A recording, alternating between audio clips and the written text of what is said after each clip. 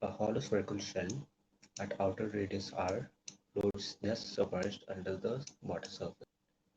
The inner radius of the shell is r if the specific gravity of the shell material is 27 by 8 with respect to water. The value of r is, so we know force is equal to mg, m is rho into or density into volume, so force is rho vg.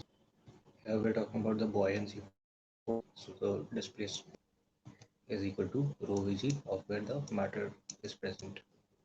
So g cancels out, rho goes to the right hand side.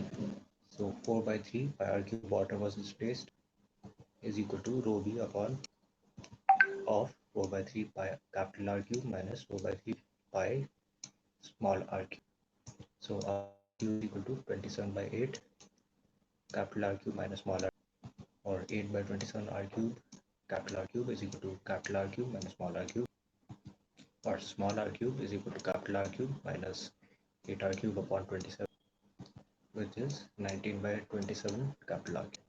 So small r is equal to root of 19 upon 3 into r, which is 0. Roughly, which is 8 by 9 capital. So the correct answer is option 2.